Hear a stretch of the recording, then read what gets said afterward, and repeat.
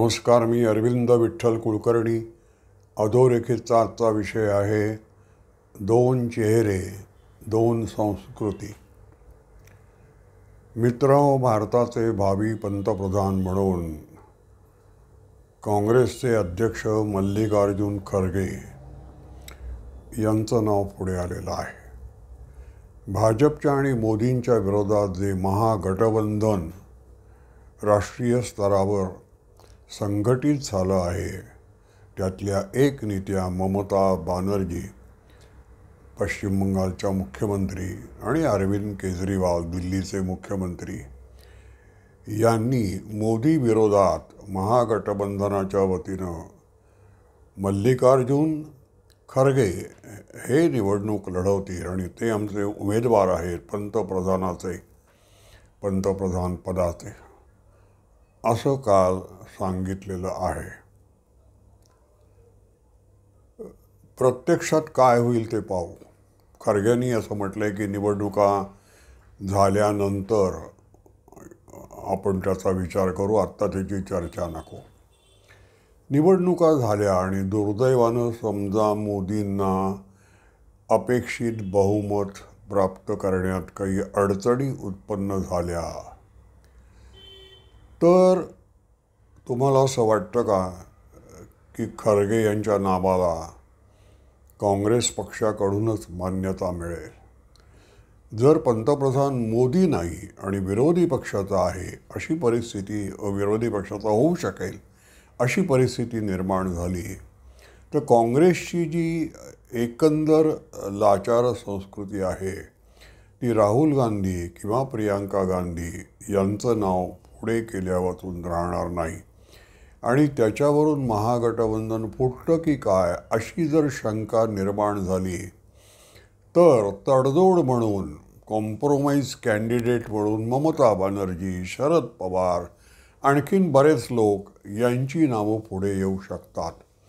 तेव्हा आत्ता मल्लिकार्जुन खरगे यांचं नाव पुढे करण्यामध्ये ती एक राजकीय चाल, राजकीय डाव, एक नाव कमी करत जायचं आणि मग शेवटी कोण उरतं त्याची मोदींबरोबर लढत, असा तो एक राजकीय डाव असू शकतो. त्या ममता बॅनर्जी अतिशय हुशारीनं तो डाव खेळलेल्या आहेत. तथापि आपण असं धरून चालू की मल्लिकार्जुन खरगे यांचं नाव शेवटपर्यंत कायम राहणार आहे. तर पंतप्रधानपदाचे दोन चेहरे आज आपल्या डोळ्यासमोर आहेत. भाजपचे नरेंद्र मोदी आणि काँग्रेसचे मल्लिकार्जुन खरगे. या दोघांची तुलना आपल्याला करता येईल. म्हणजे दोन चेहरे आणि दोन संस्कृती असं जे आपलं शीर्षक आहे, त्याचा अर्थ काय ते आपल्याला कळेल. मल्लिकार्जुन खरगे यांचं नाव ते एक दलित नेते म्हणून पुढे करण्यात आलेलं असावं असं वाटतं. वस्तुस्थिती अशी आहे की मल्लिकार्जुन खरगे हे आता दलित राहिलेले नाहीत. ते आता एक प्रस्थापित झालेले आहेत आणि नवकोट नारायण यांनाही खाली मान घालावी लागेल इतकी संपत्ती त्यांच्याकडे आहे. खरगे यांनी जर मनात आणलं तर 2-3 राज्यांमधल्या काँग्रेसच्या लोकसभा उमेदवारांच्या निवडणुकीचा खर्च ते स्वतःच्या खिशातून करू शकतात, एवढी संपत्ती त्यांच्याकडे आहे. आणि यावर गौप्यस्फोट लोकसभेच्या व्यासपीठावर पंतप्रधान नरेंद्र मोदी यांनी केलेला आहे. तरीसुद्धा आपण दलित आहोत असं जर यांना सांगायचं असेल खरगे यांना, तर त्यांना एक आठवण करून द्यायला पाहिजे की सुशील कुमार शिंदे हे देखील दलित आहेत आणि त्यांनी ते गृहमंत्री असताना त्यांना संधी मिळाली त्यावेळेला आतंकवादी म्हटल्यानंतर जसा सर्वसामान्य भारतीय माणसाच्या मनात मुसलमान हे व्यक्तिमत्व उभं राहतं, ते काँग्रेसला मान्य नाही. त्यामुळे हिंदू हे सुद्धा आतंकवादी आहेत, हिंदूंमध्ये सुद्धा आतंकवाद शिरलेला आहे असा नवा सिद्धांत सुशील कुमार शिंदे यांनी मांडला. आणि तो खरं आहे हे दाखवण्यासाठी त्यांनी काही खोटी कारस्थानं, खोटी प्रकरणं तयार केली याविषयी खरगे यांना काय म्हणायचं आहे ते त्यांनी सांगायला पाहिजे. खरगे आणि मोदी या दोघांच्या स्वभावामध्ये, या दोघांच्या कार्यशैलीमध्ये जे फरक आहे ते त्यांच्या पक्षाची जी पूर्व परंपरा आहे त्याच्यातून निर्माण झालेलं आहे. बाबासाहेब भोसले एकदा मला म्हणाले होते की मुख्यमंत्री हे पद असं आहे की आम्ही मागितले नाही तरी रोज आमच्या पायापाशी पैशाच्या राशी पडत असतात. इतक्या कागदांवर आम्ही सह्या करत असतो की कोणी ना कोणीतरी उपकृत होतो. आता ही जर मुख्यमंत्र्याची अवस्था असेल तर पंतप्रधानपदाची काय अवस्था असेल. त्यावेळेला निस्पृहता पाळणं खरगे यांना शक्य होईल का? खरगे यांची लालसा जी आहे ती अजून संपलेली नाही. अजून त्यांना जेवढी संपत्ती गोळा करता येईल तेवढी करण्याची इच्छा आहे. त्यामुळे अशा माणसाला पंतप्रधान पदावर, आणि त्यांची तुलना आपण मोदींशी करतो आहोत. मोदी हे अत्यंत निस्पृह आहेत. मोदी हे त्यांना भेटवस्तू म्हणून ज्या मिळालेल्या असतात त्यांनासुद्धा स्पर्श करत नाही. त्यांचा लिलाव होतो आणि त्या द्रव्याचा विनियोग राष्ट्रीय कार्यासाठी होतो. नेता हा कसा असला पाहिजे? आपण लोकमान्य टिळकांचं उदाहरण घेऊ. लोकमान्य टिळक हे लोकसंग्रह करण्यामध्ये राजकीय नेत्यांमध्ये अलीकडच्या क्रमांक 1च्या पदावर आहेत. आणि त्यांना काही आवश्यकता नव्हती आपलं वैयक्तिक मोठेपण सिद्ध करण्यासाठी. ते अनेक क्षेत्रामध्ये आंतरराष्ट्रीय कीर्तीची विद्वत्ता त्यांच्याकडे होती. तरीसुद्धा भारताला मुक्त करायचं आहे ब्रिटिशांच्या पारतंत्र्यातून असं ठरवल्यानंतर टिळकांनी लोकसंग्रह करायचं ठरवलं आणि तो पराकोटीचा लोकसंग्रह त्यांनी केला.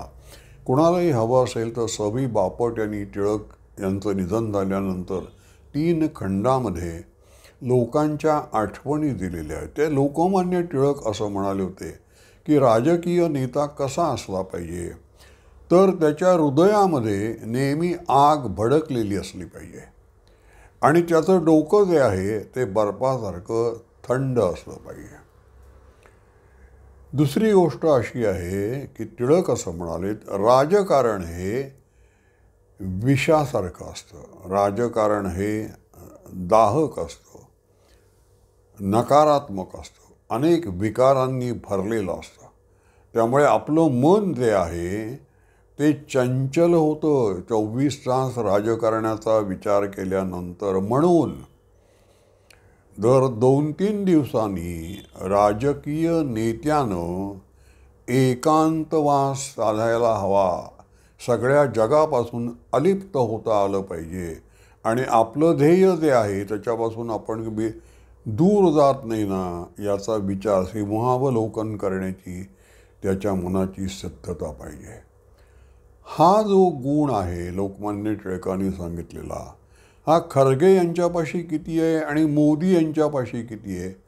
मोदी हे एकही दिवस विश्रांती न घेता गेली 9 वर्ष देशाचा कारभार हाकत आहेत. पण तरीसुद्धा त्यांना संधी मिळाली की ते केदारनाथला जातात, ते अन्य देवाच्या पायापाशी जातात आणि एकांत साधतात. आपण आपल्या ध्येयापासून विचलित झालेलो नाही ना हे ते पाहत असतात. लोकमान्य टिळकांचा लोकसंग्रह किती होता तो पहा. आपण लोकमान्य टिळकांना महाराज म्हणायचे त्यावेळेचे लोक आणि लोकमान्य टिळकांची अक्षरशः देवाप्रमाणे लोक पूजा करत असत. तर एक लोकमान्य टिळकांना जेव्हा 6 वर्षाची शिक्षा झाली आणि मंडालेला पाठवलं राजद्रोहाच्या आरोपावरून, त्यावेळेला विदर्भातल्या की अशाच एका शेतकऱ्यांनी दर सोमवारी उपवास करायचं व्रत घेतलं होतं आणि टिळक सुटून आल्यानंतर टिळकांना भेटल्याशिवाय मी हे व्रत सोडणार नाही असा त्यांनी निश्चय केला होता. त्याप्रमाणे तो पंढरपूरला जात असताना पायी पंढरपूरची वारी करायचा तो पंढरपूरला जात असताना वाटेत पुण्याकडे वाकडी वाट करून तो टिळकांच्या घरी गेला आणि टिळकांना भेटला. आणि टिळकांना त्यांनी असं विचारलं की तुम्ही आमच्यासाठी कितीतरी वेळा ब्रिटिशांच्या कारागृहात जाता, हे तुम्हाला कोणी शिकवलं? टिळक म्हणाले, कोणी शिकवलं नाही, ते माझ्या स्वभावात आहे. तुम्ही एवढ्या लांबून पायी येता, भक्तीनं येता, कष्ट करता आणि पंढरीच्या पांडुरंगाला भेटायला जाता, तुम्हाला कोणी शिकवलं? तुम्हाला ते आवडतं म्हणून करता. तसं राजकारण करणं, लोकांची संघटना बांधणं हे मला आवडतं म्हणून मी करतो. ते मनापासून स्वीकारलेलं काम आहे, मला कोणी शिकवावं लागत नाही. मोदी हे जे आहेत हे संघाचे स्वयंसेवक आहेत, संघाचे प्रचारक आहेत.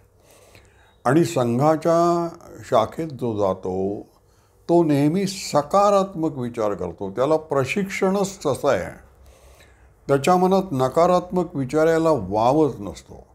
कारण संघाचे जे संस्थापक आहेत डॉक्टर केशव बळीराम हेडगेवार, ते हे टिळकांचे भक्त, टिळकांचे अनुयायी होते. त्यामुळे टिळकांच्या राजकारणाचा प्रभाव त्यांच्यावर झालेला आहे. त्यामुळे या सगळ्या लोकांना बांधून ठेवलं पाहिजे. आणि टिळकांनी कोणापासून प्रेरणा घेतली लोकसंग्रहाची? तर ती शिवाजी महाराजांपासून घेतलेली आहे. शिवाजी महाराजांनी साळी माळी धनगर सगळ्या जातीच्या लोकांना हे जे राज्य आपण स्थापन करतो आहोत, हिंदवी स्वराज्य, ते आपलं आहे अशी भावना शिवाजी महाराजांनी निर्माण केली. त्याचा लोकमान्य टिळकांच्या मनावर खूप परिणाम झालेला आहे. त्यामुळे आपण जे काही करतो, राज्यकर्ता आणि सर्वसामान्य नागरिक याच्यामध्ये मुळीच अंतर असता कामा नये. जे राज्यकर्त्याच्या ज्या आशा आकांक्षा आहेत त्या सर्वसामान्य माणसाच्या जेव्हा आशा आकांक्षा होतात तेव्हा ते राज्य भरभराटीला येतं, ते राज्य एकसंध पावतं. हे आपण शिवाजी महाराजांपासून शिकलो असं टिळकांनी म्हटलेलं आहे. तेव्हा शिवाजी, लोकमान्य टिळक, हेडगेवार यांच्या परंपरा मोदी चालवत आहेत. मोदी हे सकारात्मक विचार करतात. त्यांना निश्चित उद्दिष्ट आहेत. आणि गेल्या 75 वर्षातल्या ज्या ज्या म्हणून त्रुटी आहेत, भारत हे महासत्ता होण्याच्या दृष्टीनं काय काय कशा कशात आपण कमी पडलो याचा विचार करून त्या त्रुटी दूर करण्यासाठी मोदी प्रयत्नशील आहेत. खरग्यांच्या मनात काय आहे पहा, काँग्रेस सकारात्मक विचार कधी करत नाही. काँग्रेसनं नेहमी स्थापना दिवसापासून नकारात्मक विचार केला. मुसलमानांना राष्ट्रीय प्रवाहात आणण्यासाठी मुसलमानांचं लांगुल चालन, तेव्हा काँग्रेस हा नेहमी मुसलमानांचा पहिला विचार करतो.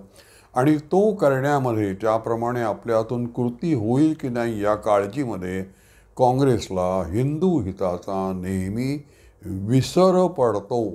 आणि मोदी जे आहे ते शिवाजी टिळक यांची परंपरा सांगत असल्यामुळे ते हिंदू मुसलमान असा भेद न करता सर्व भारतीयांचा विचार करतात. हा दोघांमधला फरक, ही दोघांमधली सकारात्मक आणि नकारात्मक अशी ही तुलनात्मक परिस्थिती आहे. हे मी आपल्याला थोडक्यात सांगितलं. खरगे आणि मोदी असे समोरासमोर जर भिडले तर काय होऊ शकतं, लोकांनी कशा पद्धतीनं विचार करायला पाहिजे आणि कृती करायला पाहिजे हे कळण्यासाठी मी हे बोललो. माझा हा व्हिडिओ आपल्याला आवडला असेल तर लाईक करा, शेअर करा आणि सबस्क्राईब करा. धन्यवाद.